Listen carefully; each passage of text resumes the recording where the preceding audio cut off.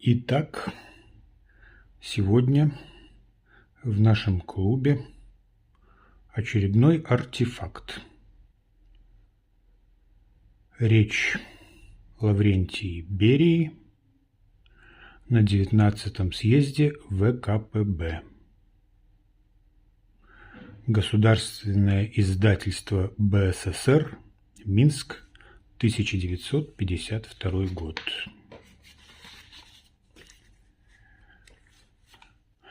На белорусском языке, подписано к печати 16.10, тираж 50 тысяч экземпляров. Проспект Сталина, типография имени Сталина. Сейчас это Академия наук. На мой взгляд, уникальная возможность, минуя оценки сегодняшнего дня тех личностей,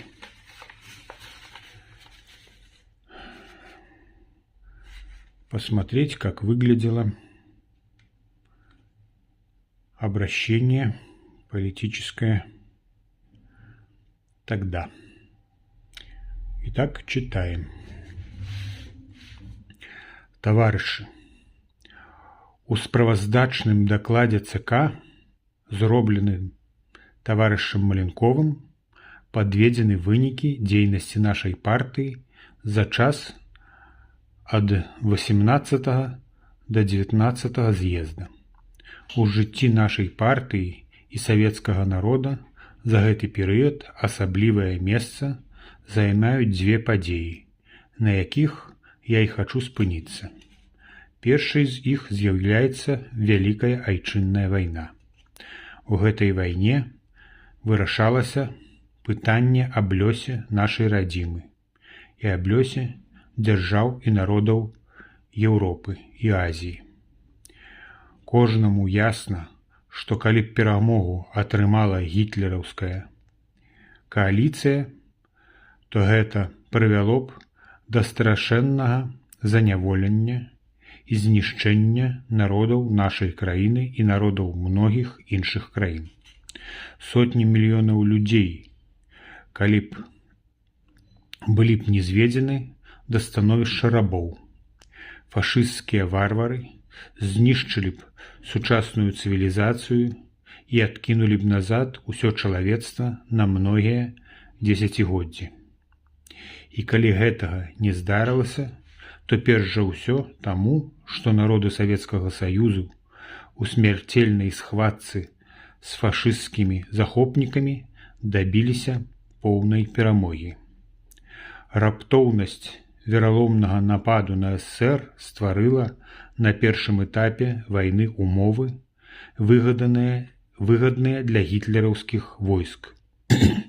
Аднак Савецкі Саюз цаной велізарных ахвяр, цаной найвялікшага напружання ўсіх матэрыяльных і духоўных сіл народа адстаяў сваю незалежнасць, ушчэнт разбіў ворага, які наводзіў жах на арміі Еўропы і выратаваў чалавецтва і яго цывілізацыю.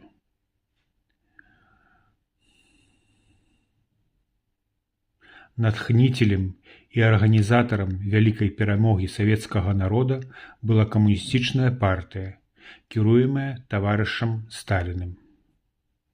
З першых дзён вайны, калі наша радзіма аказалася ў асабліва цяжкім становішчы, таварыш Сталін узначаліў Дзяржаўны камітэт абароны і ўзброеныя сілы краіны. З найвялікшай мужнасцю наш мудры і бясстрашны павадыр павёў савецкую армію і ўвесь савецкі народ праз агонь бітваў, цяжкасці і выпрабаванні вайны да заваявання перамогі над ворагам.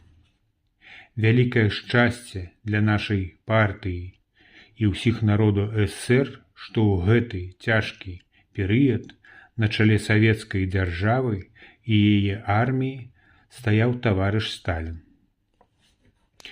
Перамога савецкага народа паказала ўсяму свету, што сіла і магутнасць нашай сацыялістычнай дзяржавы несакрушальная.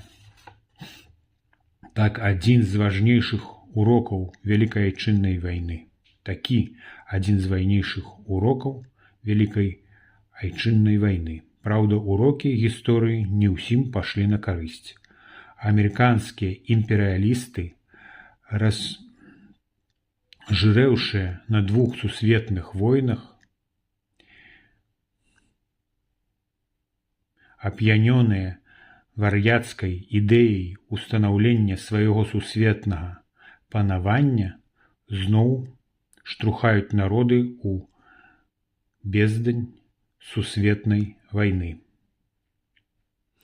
Напоминаю, 52 год.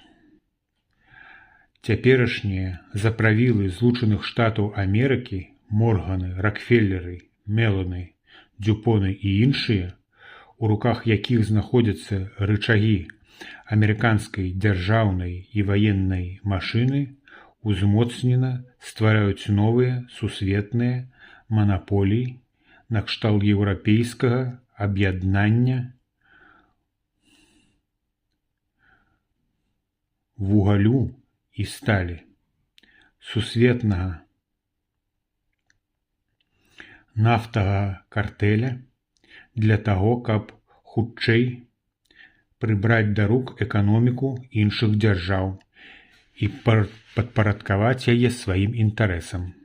Яны хочуць устанавіць свае безраздзельнае панаванне ва ўсіх частках свету, каб шляхам аграблення і заняволення народаў іншых краін забяспечыць сабе атрыманне звышпрыбыткаў.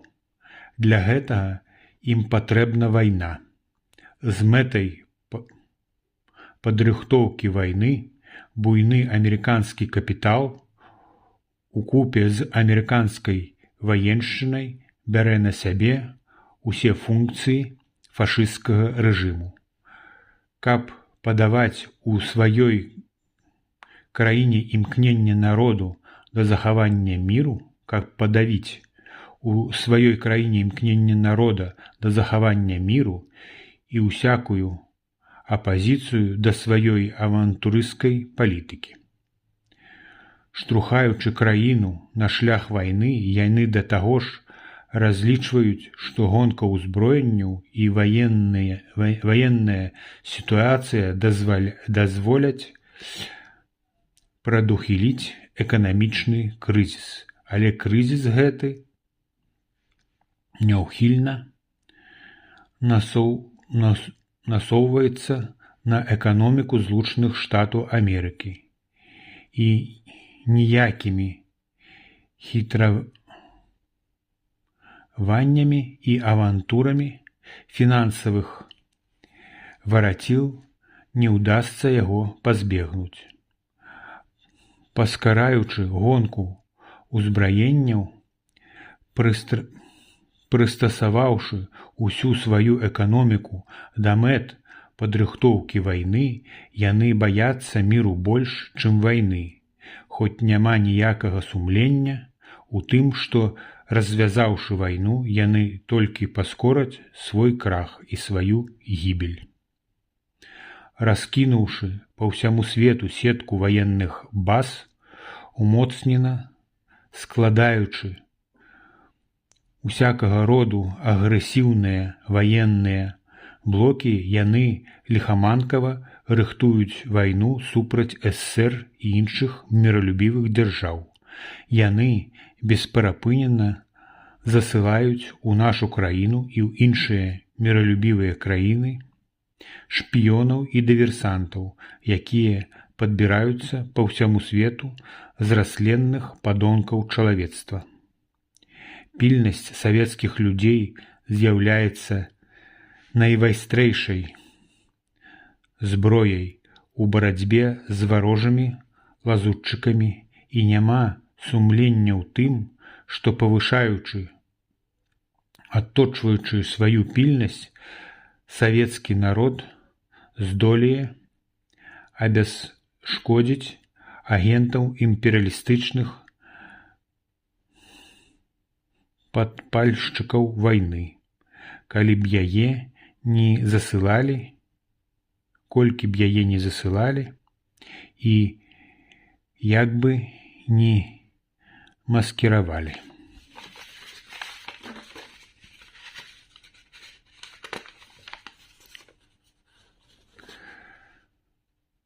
Дэманстратыўна наглыя правакацыі і авантуры амерыканскай ваеншчыны ў адносінах да СССР у выглядзе шматлікіх манеўраў сухапутных, ваенна-паветраных і ваенна-марскіх сіл, інспектарскіх паездак ваенных заправіл атлантычнага блоку ў раёны, якія мяжуюць з Савецкім Саюзам, актыўнасць амерыканскай ваеннай авіяцыі ля заходніх і ўсходніх граніц СССР, усё гэта відавочна прызначаецца да таго, каб нарушыць спакой савецкіх людзей і падтрымаць ваенны псіхоз у сябе і ў сваіх вассалаў. Толькі безнадзейныя дурні могуць разлічваць, што правакацыямі можна запалохаць савецкіх людзей. Савецкія людзі ведаюць цану усякім правакацыям і пагрозам падпальшчыкаў вайны. З непахісным спакоем савецкі народ прадаўжае сваю творчую мірную працу.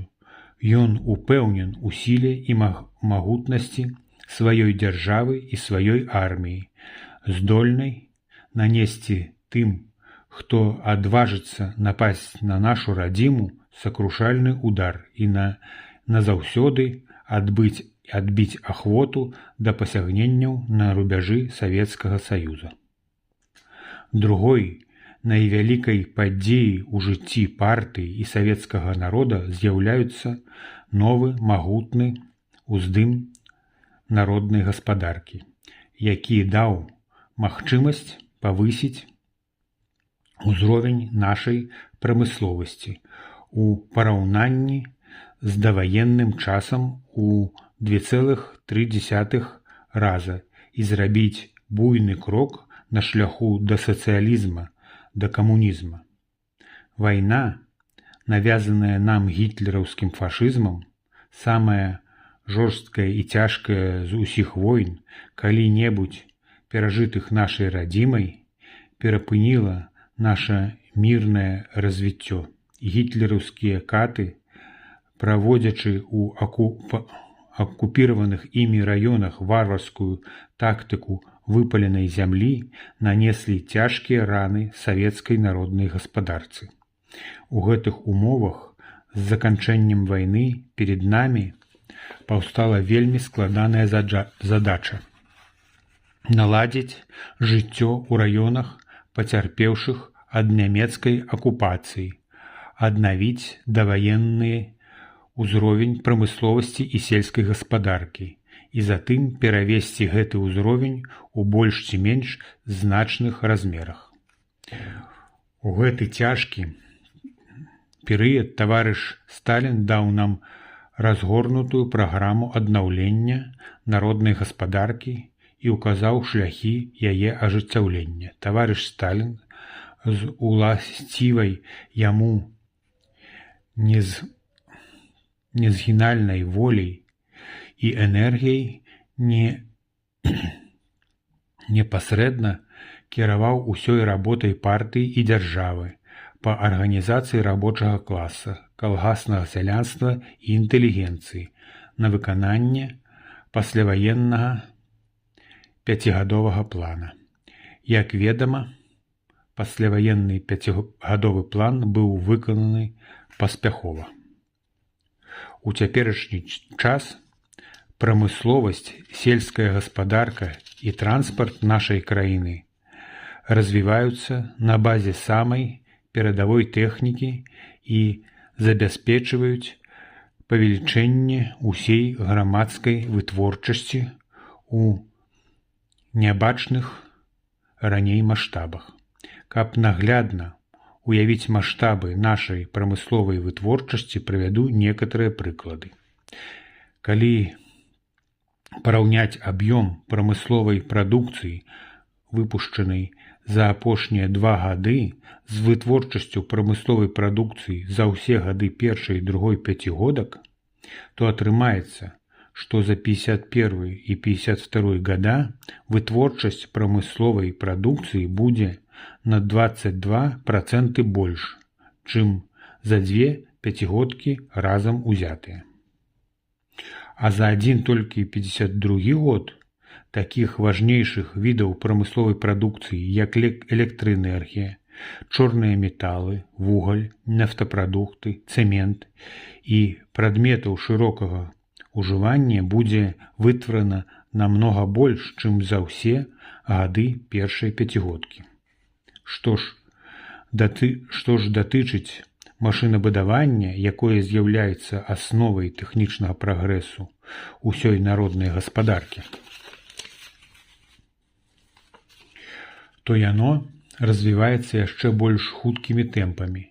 Толькі за адзін бягучы год вытвараецца машын і абсталявання значна больш, чым за першую і другую пяцігодку разам узятыя. З ростам сацыялістычнай вытворчасці няспынна з года ў год расце і паляпшаецца дабрабыт усяго савецкага народа.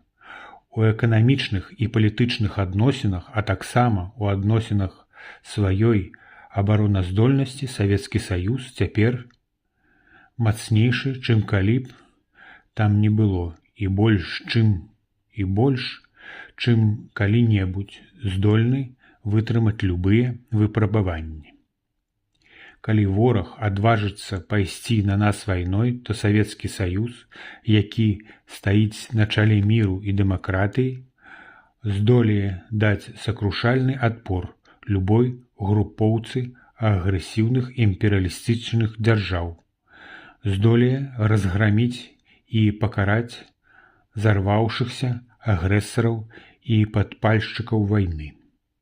Таварышы, адной з рэчайшых умоў дасягнення перамог, атрыманых савецкім народам як у вайне, так і ў мірным гаспадарчым і культурным будаўніцтве, з'явілася мудрая і дальнавідная нацыянальная палітыка нашай партыі. У савецкай многанацыянальнай дзяржаве жывуць і працуюць больш 60 нацый, нацыянальных груп і народнасцей. У гэтых умовах правядзенне правільнай нацыянальнай палітыкі набывае выключнае значэнне для поспеху нашай агульнай справы. Умацавання магутнасці ССР і будаўніцтва камуністычнага грамадства. Умацаванне.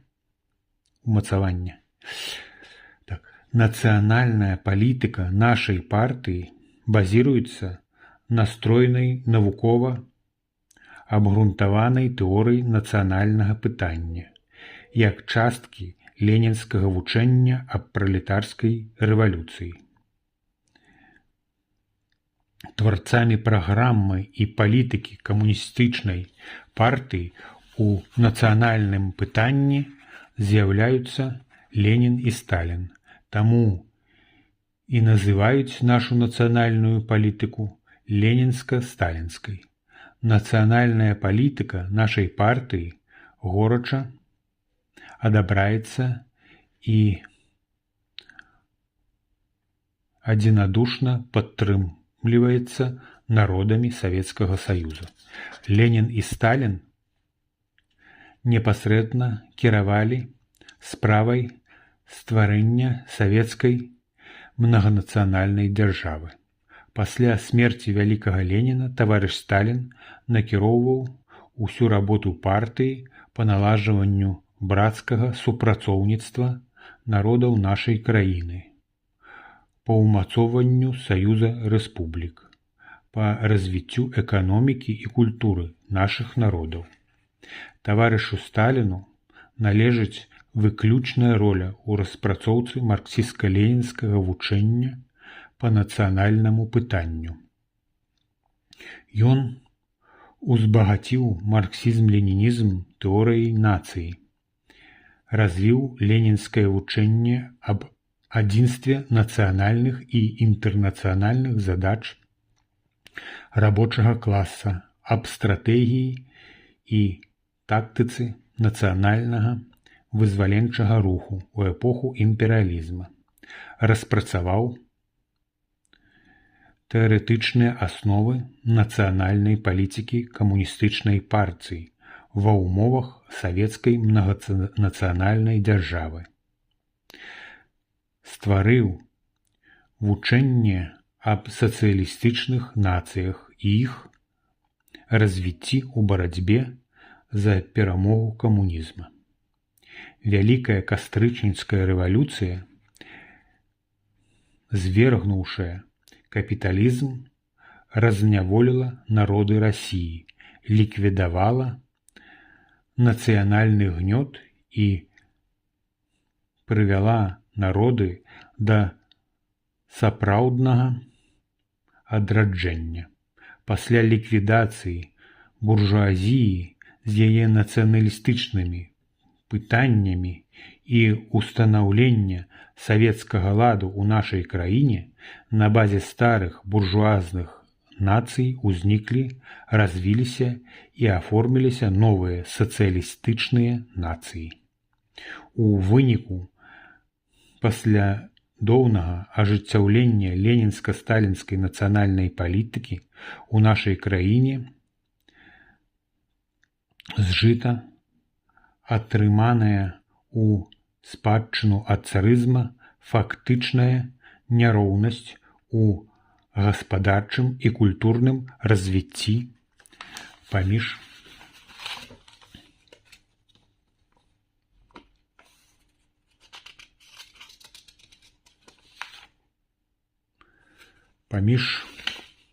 пайшоўшымі ўперад народамі цэнтральнай Расіі і адстаўшымі у мінулым ад іх народамі ускраін. Цяпер у нас няма больш адсталых народаў. Новыя сацыялістычныя нацыі ў нашай краіне за гады сацыялістычнага будаўніцтва карэнным чынам змянілі сваё аблічча і развіліся ў перадавыя сучасныя нацыі, што ўключае ў сябе паняцце перадавой сацыялістычнай нацыі. Зыходзячы з данага таварышам Сталіным класічнага вызначэння нацыі, яго вучэння аб новых сацыялістычных нацыях і зыходзячы з гістарычнага вопыту нашай савецкай многанацыянальнай дзяржавы, можна сказаць, што галоўнымі рысамі уласцівымі перадавой сацыялістычнай нацыі з'яўляюцца наступныя. Па-першае, наяўнасць самага перадавога ў свеце грамадскага і дзяржаўнага ладу, у якім няма эксплуататарскіх класаў і уся ўлада належыць народу. Па-другое, наяўнасць высокаразвітай сацыялістычнай прамысловасці і буйнай сацыялістычнай сельскай гаспадаркі. Па-трэцяе, усеагульная пісьменнасць насельніцтва, абавязковае навучанне дзяцей, развітая сістэма вышэйшай адукацыі, забяспечваючая падрыхтоўку нацыянальных кадраў, спецыялістаў для ўсіх галін гаспадаркі і культуры, працвітанне навукі і мастацтва. Па-чацвёртае, сістэмнае павышэнне жыццёвага ўзроўню ўсяго насельніцтва шляхам забеспячэння росту рэальнай заработнай платы рабочых і служачых і даходаў сялян шляхам развіцця тавараабароту, росту гарадоў і іх добраўпарадкавання, палепшання жыллёвых умоваў, наяўнасць шырокай сеткі медыцынскіх устаноў, якія забяспечваюць ахову здароўя народа. Па-пятае, торжество ідэалогіі раўнапраўя ўсіх рас і нацый, ідэалогіі дружбы народаў. Ці ёсць гэтыя рысы перадавой сацыялістычнай нацыі у нашых савецкіх рэспубліках? Так, ёсць. Звернемся да фактаў. Вядома, што царызм выступаў у якасці прыгнятальніка і ката народаў Расіі. Шматлікія нерускія нацыі былі зусім бяспраўнымі. Яны не мелі сваёй дзяржаўнасці. Кіравалі імі царскія чыноўнікі. Ва ўсіх установах справы вяліся на рускай мове, незразумелай для мясцовых народнасцей. Ва ўмовах савецкага ладу усе народы нашай краіны набылі і развілі сваю дзяржаўнасць. Нацыянальныя ускраіны царскай Расіі пры савецкай уладзе ператварыліся з калоній і паўкалоній, калоній і полукалоній у сапраўды самастойныя дзяржавы, савецкія рэспублікі, маючыя сваю тэрыторыю, нацыянальную аўтаномію, сваю канстытуцыю, свое законодавство. Это, к слову, сейчас Россия возмущается тем, что отделившиеся республики говорят о колонизаторской политике России в прошлом. Так вот, советская власть в лице выступавшего Берии так и говорила, да, статус колоний и полуколоний имели окраины России.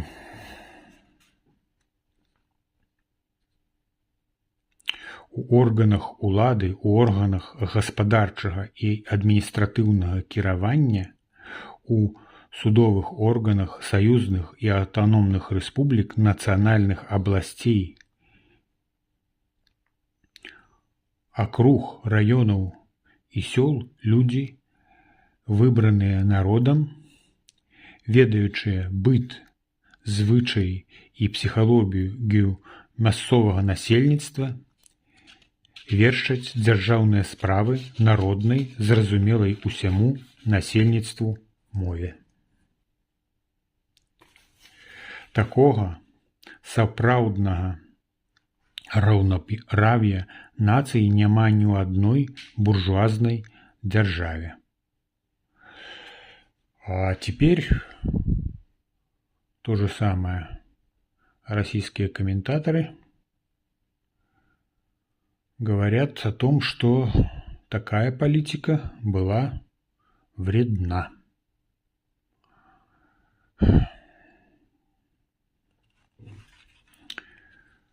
Такога сапраўднага раўнапраўя нацыі няма ў ні адной буржуазнай дзяржаве. Ды яно і зразумела, бо ліквідацыя нацыянальнага гнёту немагчыма ў рамках капіталістычнага ладу. Як вядома, уся сістэма дзяржаўнага кіравання ў буржуазных краінах пабудавана на няроўнасці рас і нацый, на расавай дыскрымінацыі, на выкарыстанні нацыяналістычных прадрасудкаў. Для распалявання межнацыянальнай розні и ворожести. Что и произошло с развалом Советского Союза, добавим от себя.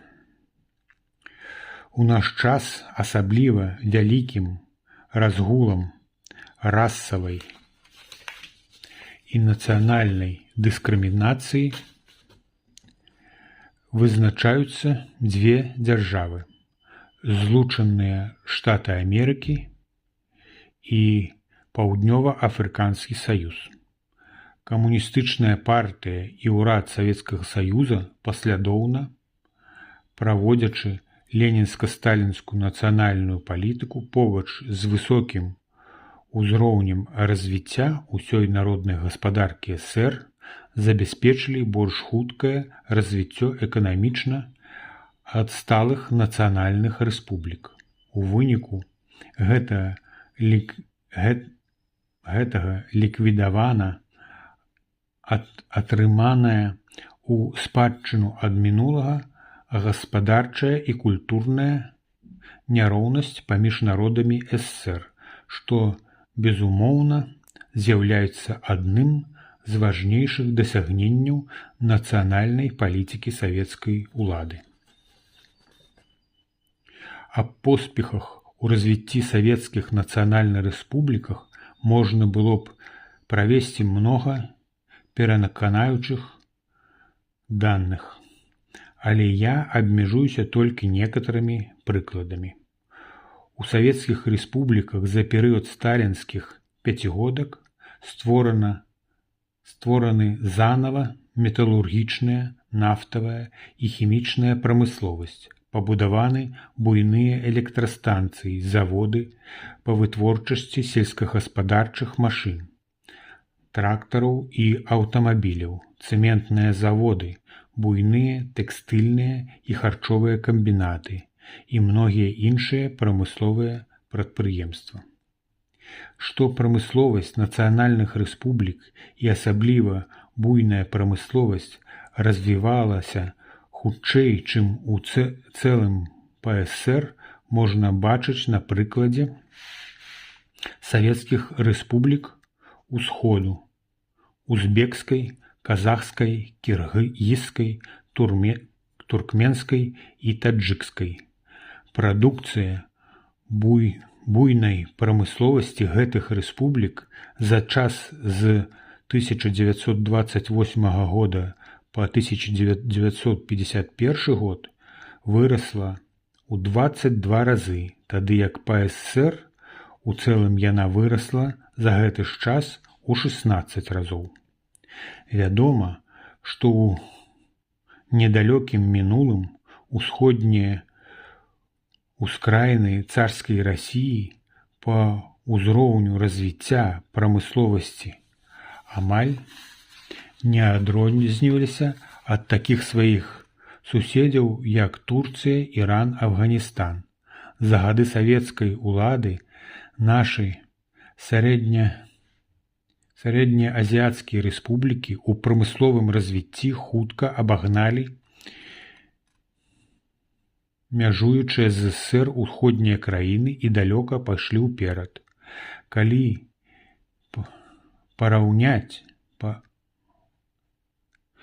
параўнаць названыя савецкія рэспублікі з радам краін Усходу па такому важнаму паказчыку ўзроўню індустрыяльнага развіцця, як электраэнергетыка, то мы ўбачым, што ў 5 савецкіх рэспубліках узбекскай, казахскай, кіргізскай, туркменскай і таджыкскай, якія маюць насельніцтва каля 17 мільёнаў чалавек, выпрацоўваецца электраэнергіі утрая больш, чым у Турцыі, Іране, Пакістане, Егіпце, Іраку, Сірыі і Афганістане разам узятых, з іх насельніцтвам у 156 мільёнаў чалавек. А калі параўнаць па выпрацоўцы электраэнергіі адну савецкую рэспубліку, напрыклад, азербайджанскую, з Турцыяй, то аказваецца, што ў савецкім Азербайджане, які мае насельніцтва амаль у 7 разоў менш, выпрацоўваецца электраэнергіі ў 4 разы больш, чым у Турцыі, якая улезла ў пятлю амерыканскай дапамогі. Одну секунду, я принесу один артефакт о Азербайджане.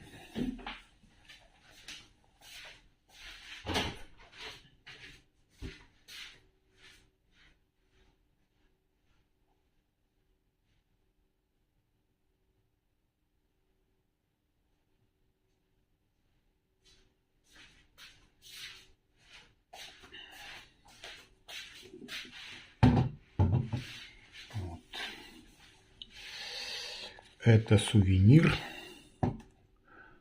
на бирке которого написано: коллегам Беларуси, победителям соцсоревнования 1977 год, коллектив азербайджанского РУ Госстандарта СССР. Вот наши работали на нефтянке Азербайджана.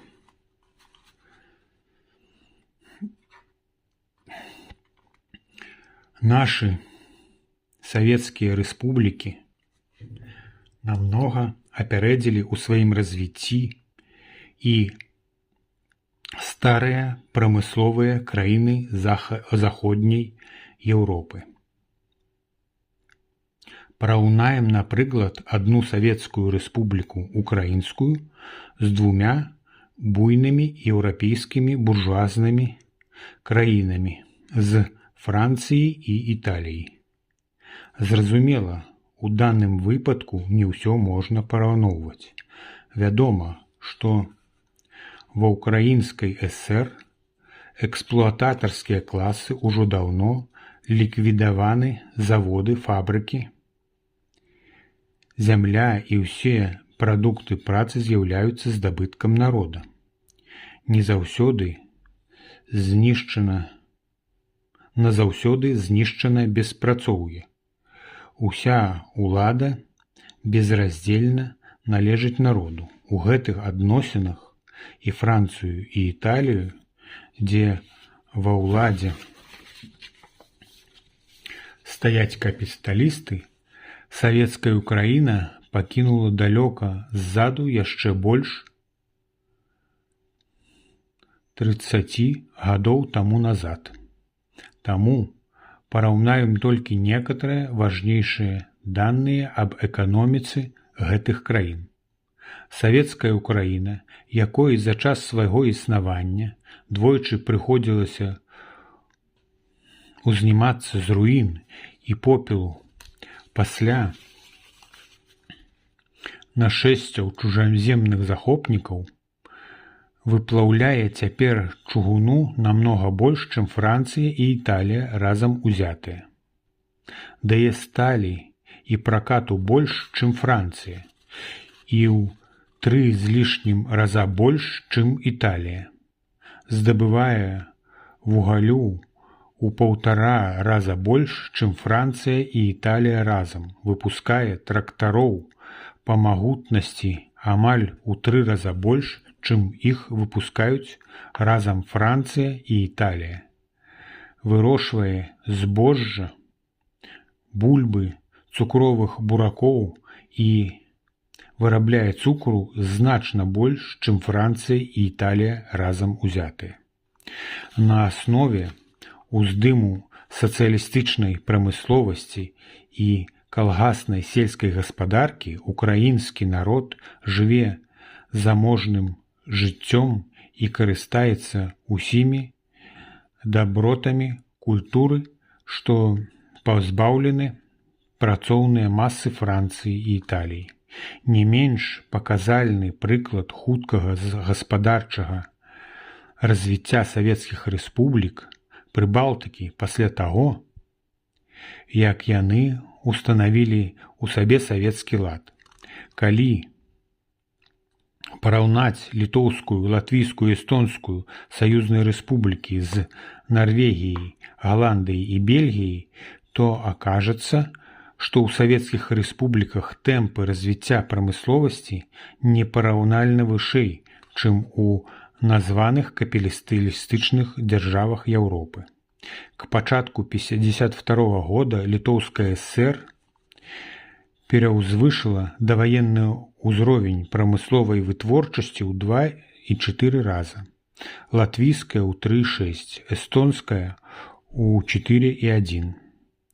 Тады як Нарвегія, Галандыя і Бельгія ў гэтым часу толькі крыху перавысілі даваенны ўзровень вытворчасці прамысловай прадукцыі, хоць савецкія рэспублікі выйшлі з вайны са значна больш разбуранай гаспадаркай. Цікава адзначыць, што ў старой капіталістычнай Латвіі нават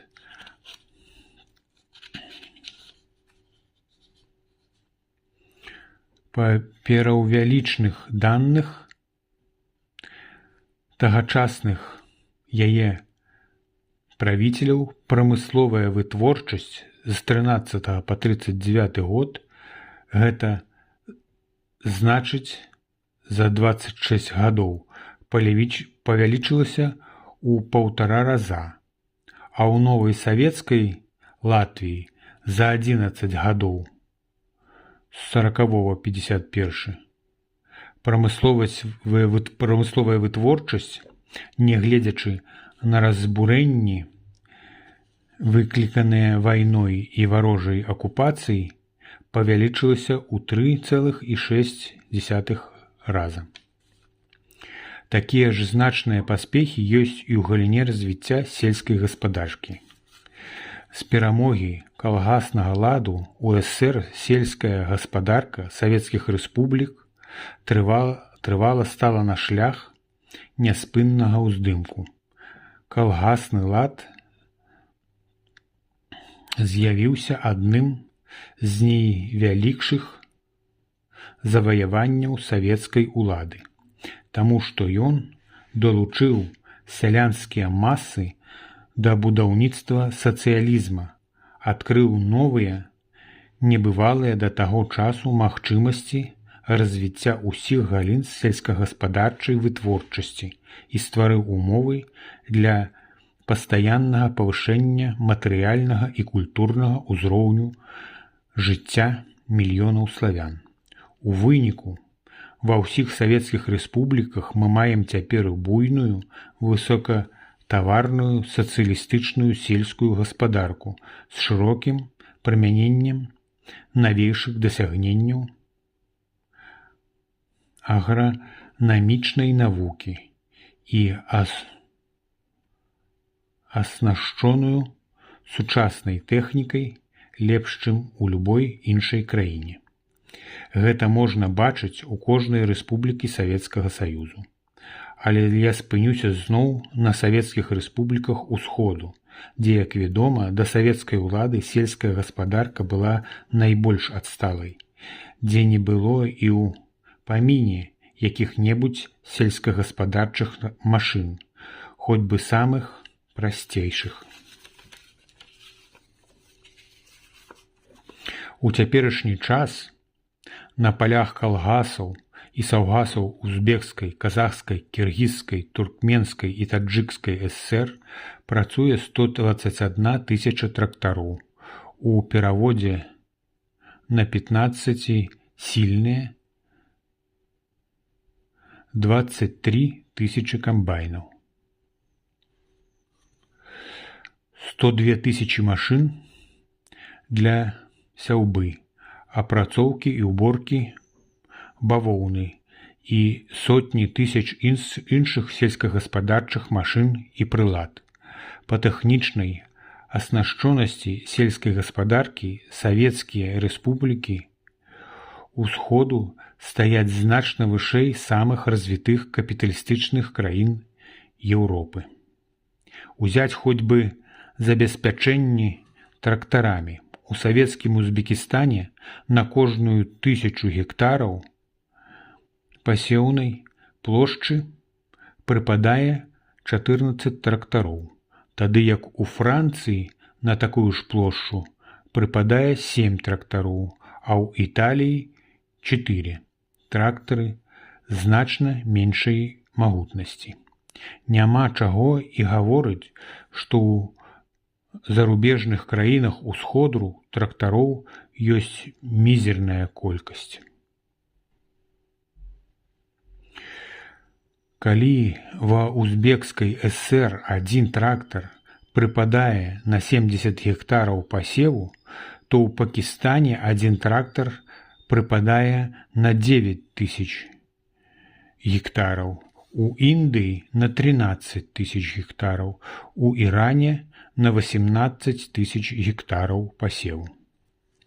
Аснашчэнне сацыялістычнай сельскай гаспадаркі вялікай колькасцю машын карэнным чынам аблегчыла працу сялян і ў спалучэнні з сучаснай агратэхнікай і шырокім развіццём арашэння забяспечыла атрыманне высокіх ураджаяў.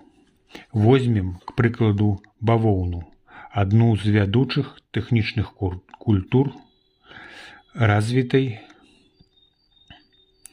шматгаліннай сельскай гаспадаркі савецкіх рэспублік Усходу. Уражайнасць бавоўны сырцу у 1951 годзе па гэтых рэспубліках была ў сярэднім 21 цэнтнер з гектара.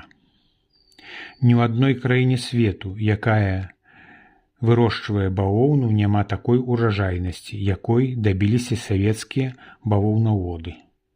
У тым жа 51 годзе ураджайнасць бавоўны у Егіпце склала 11,5 цэнтнер з гектара, у ЗША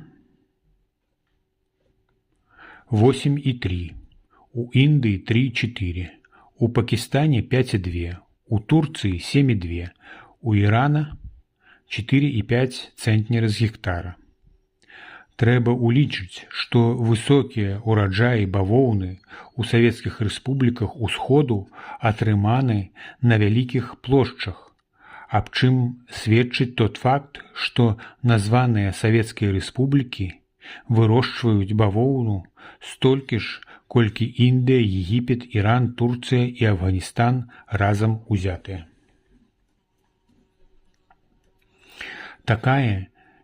Такія некаторыя факты з галіны эканамічнага развіцця нацыянальных рэспублік, якія ўваходзяць у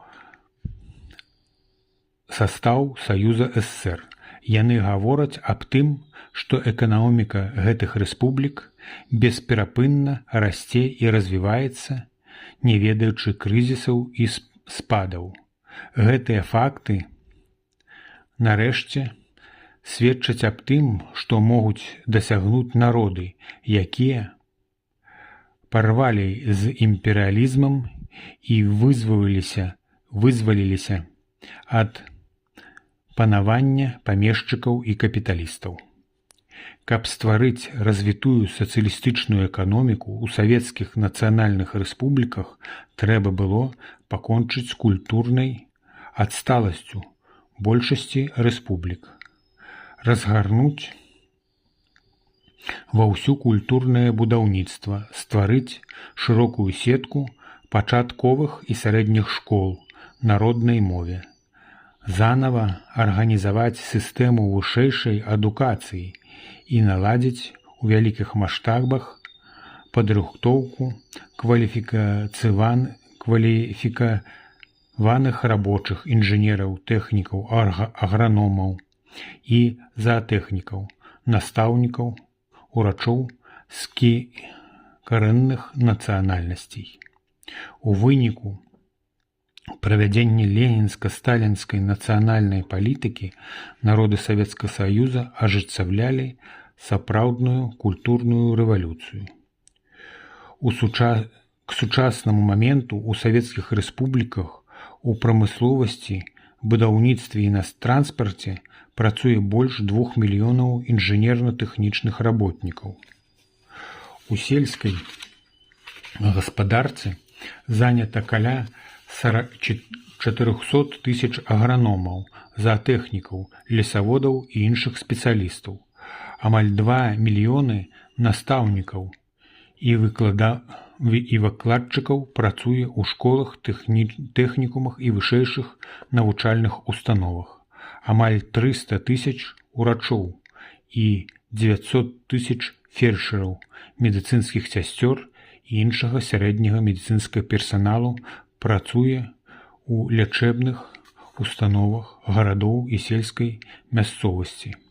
Кожная савецкая рэспубліка мае цяпер спецыялістаў з вышэйшай адукацыяй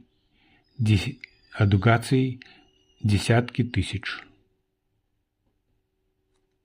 Для падрыхтоўкі кадраў савецкай інтэлігенцыі з карэнных нацыянальнасцей у савецкіх рэспубліках створана вялікая сетка вышэйшых навучальных устаноў і тэхнікумаў. К часу устанаўлення савецкай улады ў нашай краіне было 96 вышэйшых навучальных установ. Такія за нязначным выключэннем знаходзіліся у важнейшых цэнтрах Расіі. У гэтых навучальных установах навучалася 117 тысяч чалавек. Цяпер у СССР ёсць 887 вышэйшых навучальных устаноў, і ў іх навучаецца 1 мільён 400 тысяч чалавек.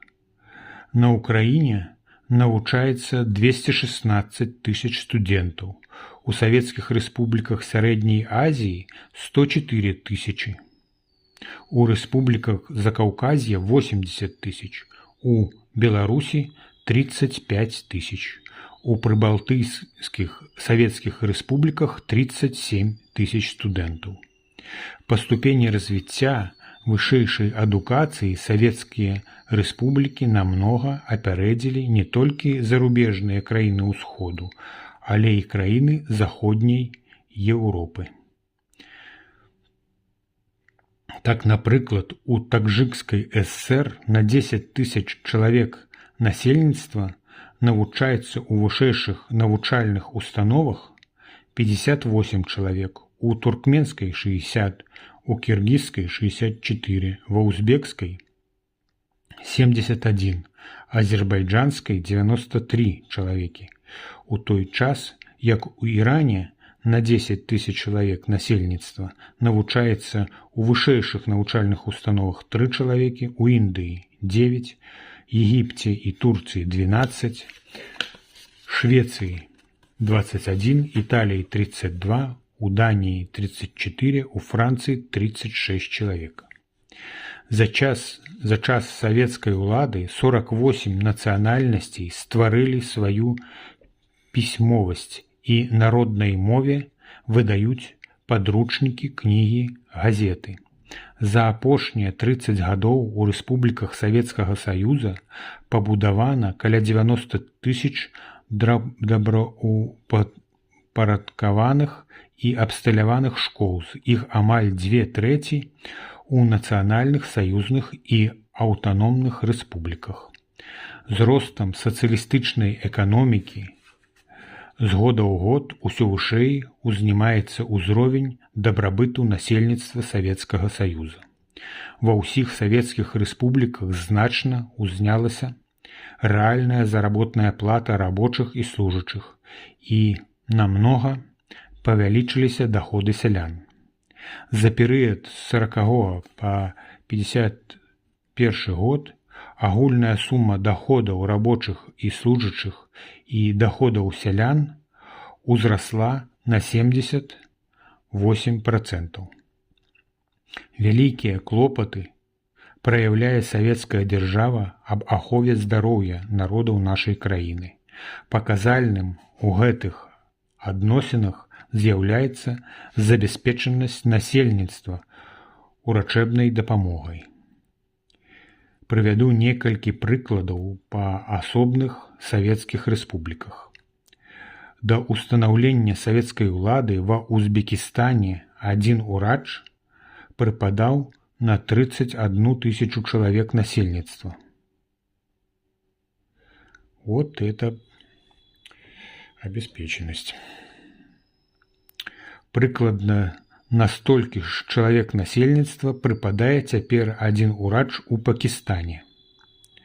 У сучасны момант ва Узбекскай ССР один урач прыпадае на 895 чалавек насельніцтва. Узбекская ССР забяспечана ўрачамі непараўнальна лепш, чым, напрыклад, Егіпет, дзе один урач прыпадае на 4350 чалавек насельніцтва і лепш, чым такія краіны заходняй Еўропы, як Францыя, дзе один урач прыпадае на 1000 чалавек, або Галандыя, дзе один урач прыпадае на 1160 чалавек насельніцтва.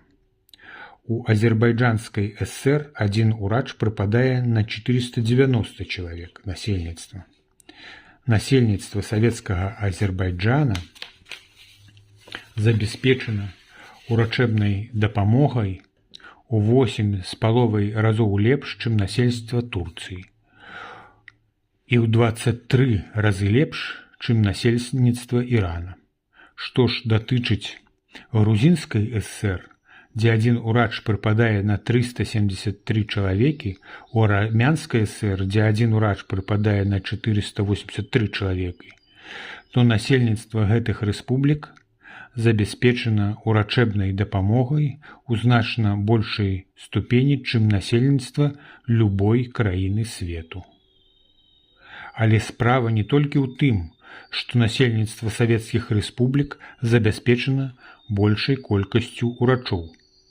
Для паўнаты карціны трэба мець на ўвазе, што ў Савецкім Саюзе усе віды медыцынскага абслугоўвання прадстаўляюцца насельніцтву бясплатна, а лепшымі санаторыямі і дамамі адпачынку штогод карыстаюцца мільёны працоўных, тады як у буржуазных краінах урачэбная дапамога прадстаўляецца пераважна за плату, прытым вельмі высокую, і таму яна недаступна шырокім масам працоўных, а карыстанне курортамі і санаторыямі там з'яўляецца выключнай прывілегіяй дармаедаў-эксплуататараў. Развіццё сацыялістычных нацый ва ўмовах савецкага грамадскага і дзяржаўнага ладу, ліквідацыя фактычнай гаспадарчай і культурнай няроўнасці паміж нацыямі, працяглае супрацоўніцтва нацый як у справе абароны савецкай дзяржавы ад знешніх ворагаў, так і ў справе сацыялістычнага будаўніцтва прывялі да усталявання і поўнага торжества у нашай краіне ідэалогіі раўнапраўя нацый, ідэалогіі дружбы народаў.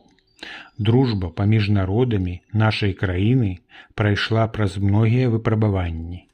Вайна супраць гітлераўскай кааліцыі была адной з сур'ёзнейшых праверак трываласці дружбы народаў. Пасля Вялікай айчыннай вайны дружба паміж народамі нашай краіны праявілася з новай сілай у перыяд аднаўлення сацыялістычнай гаспадаркі на тэрыторыі, якая падвяргалася варожай акупацыі.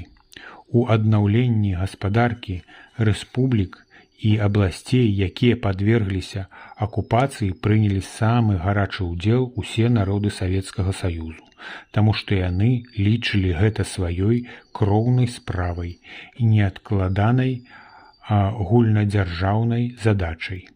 Дзе у якой буржуазнай дзяржаве відна, каб народы аказвалі адзін другому такую дапамогу. Цяпер, калі ў ССР ажыццяўляецца паступовы пераход ад сацыялізма да камунізма, дружба народаў Савецкага Саюза узбагачаецца ў сваім развіцці новым зместам. Дасягнуты савецкімі рэспублікамі высокі ўзровень эканомікі і культуры адкрыў магчымасці для яшчэ больш актыўнага іх удзелу ў вырашэнні важнейшых агульнасаюзных задач. Сілай, якая цэментуе дружбу народаў нашай краіны, з'яўляецца рускі народ, руская нацыя, як найбольш выдатная з усіх нацый, якая уваходзіць у састаў Савецкага Саюзу. Рускі рабочы клас пад кіраваннем партыі Леніна, Сталіна здзейсніў у кастрычніцку 17 года найвялікшы гістарычны подзвіг, прарваў фронт сусветнага імперыялізма, знішчыў уладу буржуазіі і разбіў ланцугі нацыянальнага каланіяльнага гнёту ад 1/6 часткі зямнога шара. Не падлягае сумненню, што без дапамогі рускага рабочага класа народы нашай краіны не змаглі б абараніць сабе ад белагвардзейцаў і інтэрвентаў у пабудаванні сацыялізму. І пабудаваць сацыялізм. Што ж датычыць народаў, якія у мінулым не прайшлі капіталістычнага развіцця, то без працяглай і сістэматычнай дапамогі рускага рабочага класа не змаглі б ажыццявіць пераход ад дакапіталістычных форм гаспадаркі да сацыялізма. У гады Вялікай айчыннай вайны, як гаварыў таварыш Сталін, з асаблівай сілай праявіліся уласцівыя рускаму народу ясны розум, стойкі характар і цярпенне. Рускі народ сваім гераізмам, храбрасцю і мужнасцю заслужыў у гэтай вайне агульнае прызнанне як кіруючая сіла Савецкага Саюза сярод усіх народаў нашай краіны. Следуючы прыкладу рускага народа, разам з ім, поплеч самааддана,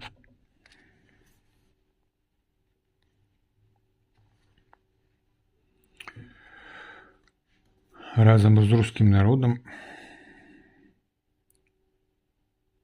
следуючы прыкладу рускага народа, разам з ім, поплеч самааддана змагаліся з ворагам усе народы нашай краіны. Разам з рускім народам яны з'явіліся тварцамі нашай перамогі над гітлераўскай Германіяй і імперыялістычнай Японіяй.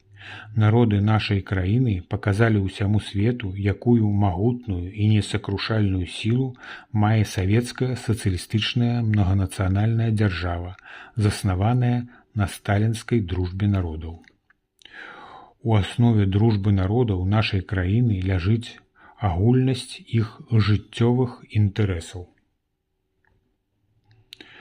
Народы Савецкага Саюза аб'ядноўвае іх імкненне і рашымасць адстаяць ад усіх і усякіх ворагаў сваю свабоду, незалежнасць і шчаслівае жыццё, здабытае ва ўмовах савецкай улады, аб'ядноўвае агульная барацьба за пабудову камуністычнага грамадства. Народы нашай краіны добра ведаюць, што згуртаваныя непарушнай сталінскай дружбай у адной савецкай дзяржаве, саюзе рэспублік, яны непераможныя і могуць паспяхова будаваць камунізм і абараніць свае заваяванні ад любой пагрозы. Наша партыя і асабіста таварыш Сталін нястомна клапоцяцца аб правільным ажыццяўленні савецкай нацыянальнай палітыкі. У барацьбе з ворагамі ленінізма партыя адстаяла ленінска-сталінскую нацыянальную палітыку, і забяспечыла поўны і канчатковы разгром вялікадзяржаўнага шавінізма, буржуазнага нацыяналізма і буржуазнага касмапалітызма.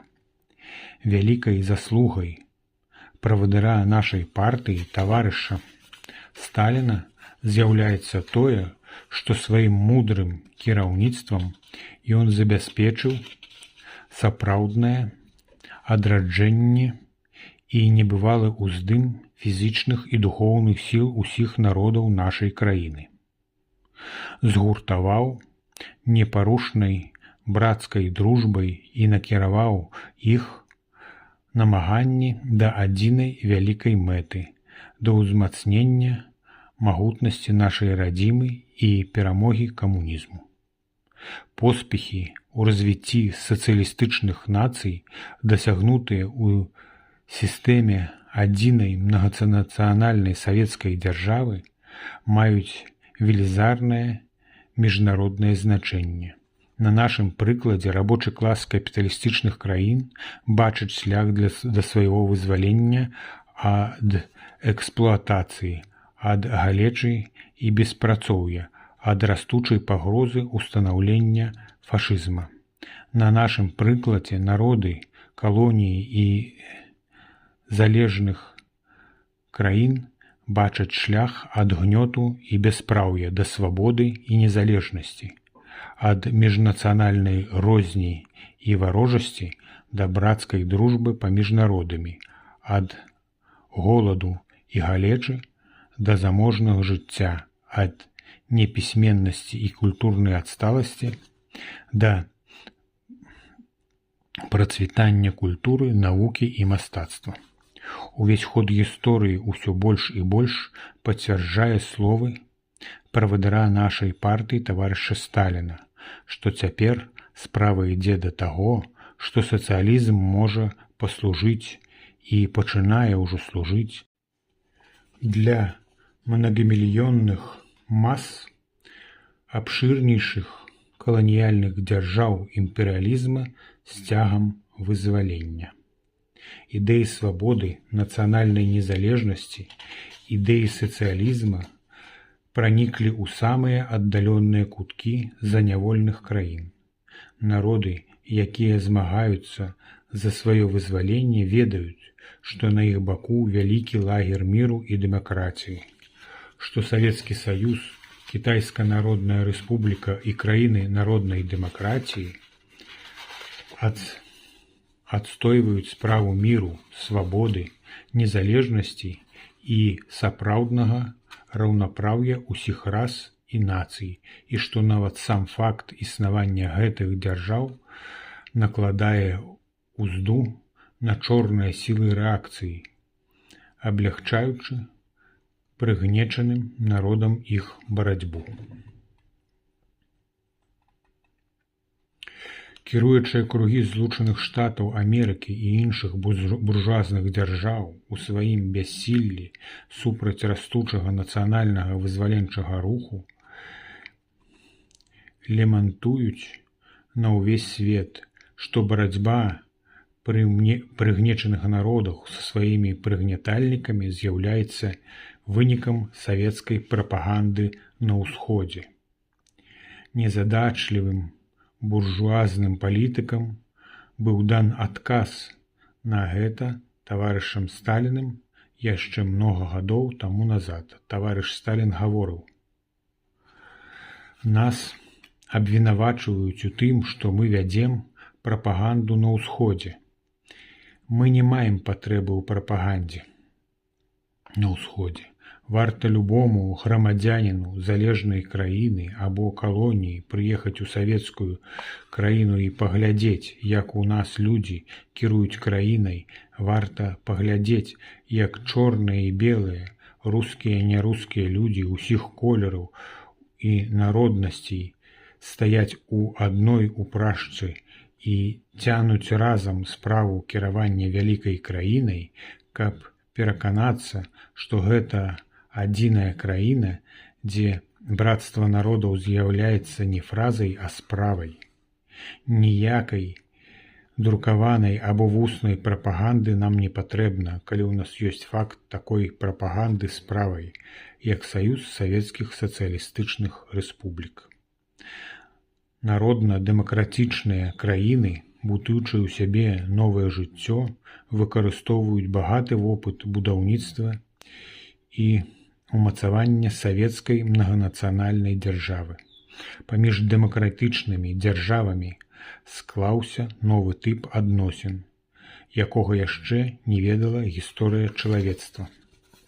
Галоўная асаблівасць гэтых адносін заключаецца ў тым, што яны грунтуюцца на поўным і сапраўдным раўнапраўі ўсіх народаў, вялікіх і малых, на захоўванні ўсіх суверэнных правоў і незалежнасці кожнай дзяржавы, на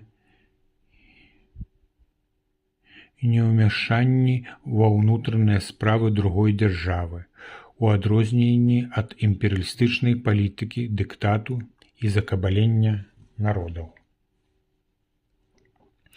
На ўзаемнай павазе нацыянальных інтарэсаў, давер'і і дружбе паміж народамі, у адрозненні ад палітыкі тайных зговараў, інтрыг, яўнай або скрытай варожасці, праводзімай імперыялістычнымі дзяржавамі.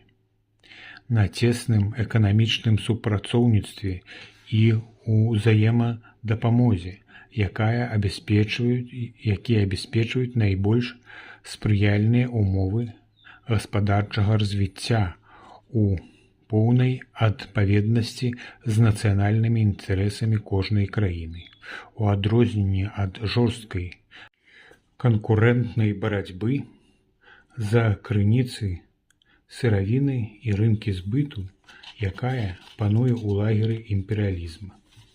На агульным імкненні дэмакратычных дзяржаў да забеспячэння міру, да аднаўлення і развіцця эканамічных і культурных звязей паміж усімі краінамі, незалежна ад іх эканамічных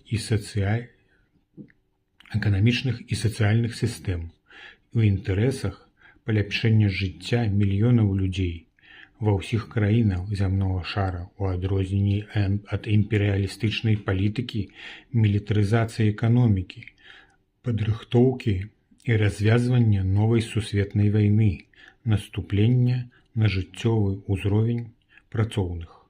Характэрнай асаблівасцю адносін паміж нацыямі і дзяржавамі, існуючых у лагеры імперыялізма, з'яўляецца прагнае імкненне амерыканскага капітала да сусветнага панавання.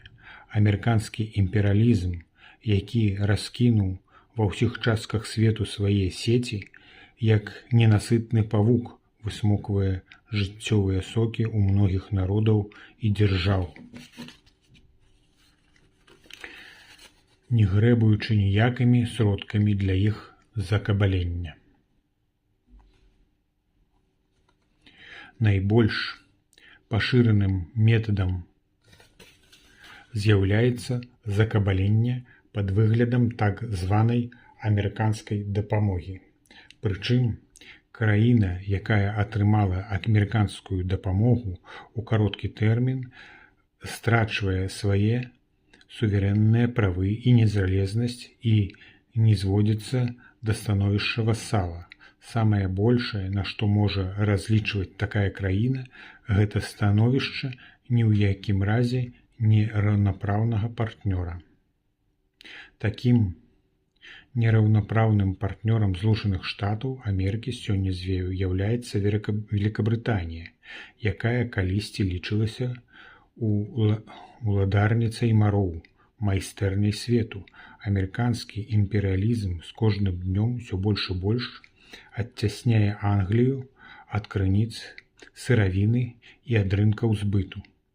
Усімі сродкамі вышыбае яе з краін Еўропы і Азіі, збіраючы у яе адну пазіцыю за другой. Справа дайшла да таго, што амерыканцы бесцырымонна адмовілі англійскаму ўраду у яго пакорлівай просьбе дазволіць паслаць свайго наглядальніка на перагаворы ЗША з англійскімі дамініёнамі Новай Зеландыі і Аўстраліі па пытаннях так званага Ціхаакіянскага пакта.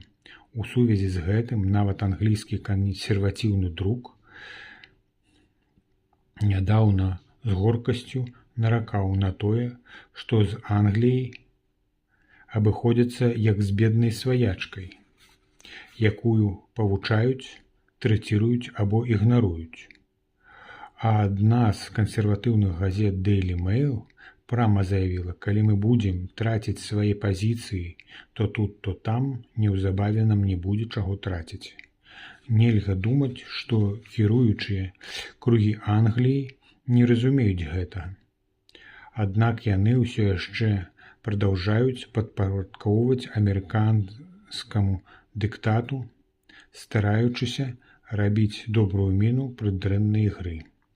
Імперыялістычныя заправілы ЗША ператвараюць заноўленыя імі краіны ў плацдармы агрэсіўнай вайны. А моладзь гэтых краін асуджваюць на ролю гарматнага мяса. Так са ступенькі на ступеньку краіны, якія трапілі ў залежнасць ад США, скатваюцца на згубны шлях вайны.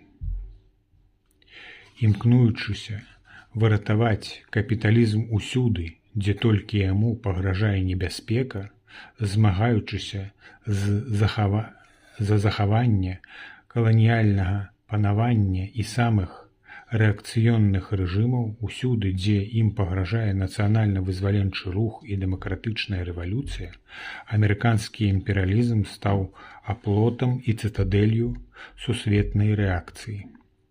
Страціўшы розум, ён ідзе па слядах германскага фашызма, асуджваючы свае войскі на становішча жандармаў і душыцеляў свабодалюбівых народаў. Зусім натуральна, што народы краін, трапіўшых у залежнасць ад ЗША, арганізуюцца ў агульнанацыянальным маштабе для супраціўлення амерыканскаму ўмяшанню ў іх жыццё, для выгнання са сваёй краіны няпрошаных паноў, плацяць ім пякучай ненавісцю за здзекі над нацыянальнай чэсцю і гордасцю. У сваю чаргу амерыканскі народ, якому з дня ў дзень укладваюць думку аб нібыта існуючай знешняй пагрозе, пачынае разумець усю ненарэчнасць гэтай прапаганды. Пад вялікім цяжарам узрастаючых ваенных расходаў ён усё больш праяўляе сваё нездавальненне цяперашняй палітыкай правячых кругоў Злучаных Штатаў. Таварышы, галоўным вынікам, з якім наша партыя прыйшла да 19-го з'езда, з'яўляецца тое, што Савецкі Саюз дасягнуў небывалай магутнасці і міжнароднага аўтарытэту. Мы дасягнулі гэтага шляхам палітыкі індустрыялізацыі, якая ператварыла нашу краіну з аграрнай у перадавую прамысловую дзяржаву, шляхам палітыкі калектывізацыі, якая ператварыла нашу сельскую гаспадарку ў буйную, механізаваную, самую перадавую ў свеце. Шляхам паслядоўнага правядзення ленінска-сталінскай нацыянальнай палітыкі, забяспечыўшы несакрушальнае адзінства і дружбу народаў СССР, шляхам няўхільнага правядзення сталінскай знешняй палітыкі, накіраванай на падтрыманне міру паміж народамі.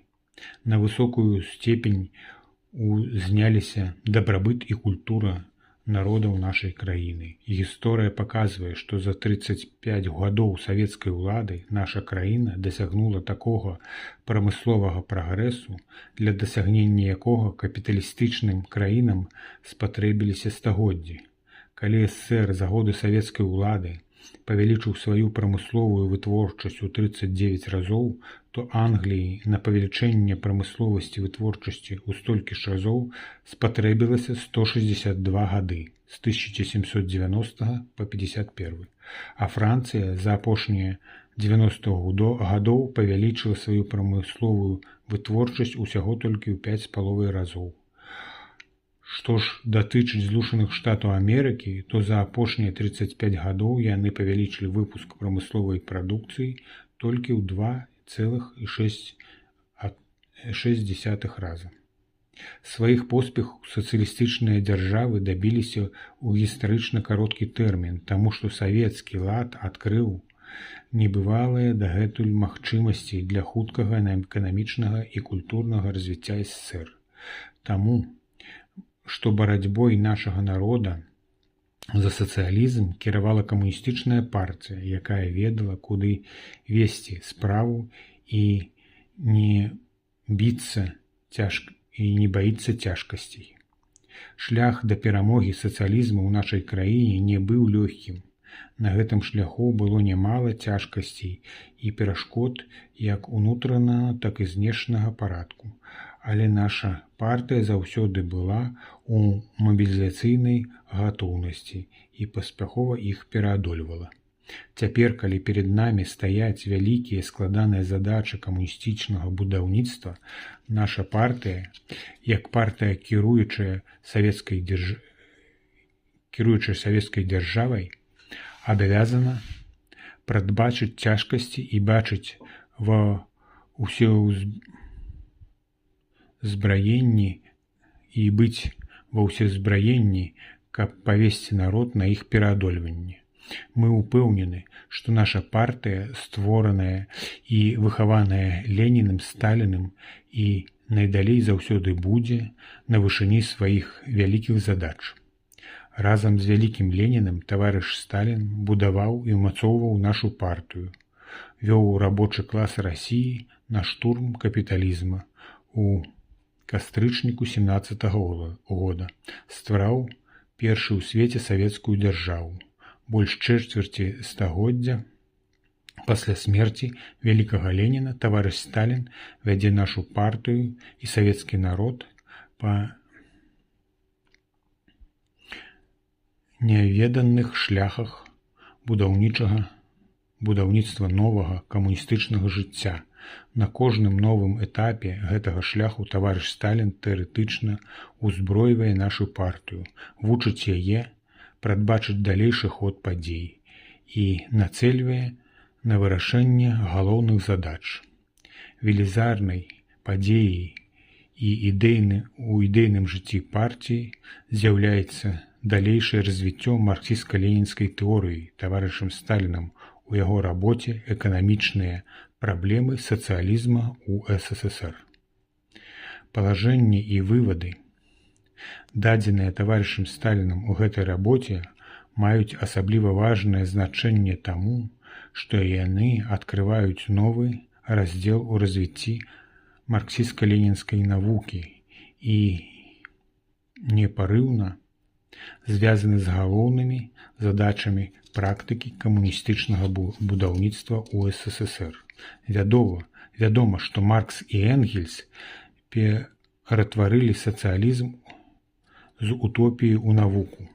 Развіваючы марксізм, вялікі Ленін стварыў вучэнне аб сацыялістычнай дзяржаве і аб шляхах пабудовы ў нашай краіне бескласавага сацыялістычнага грамадства.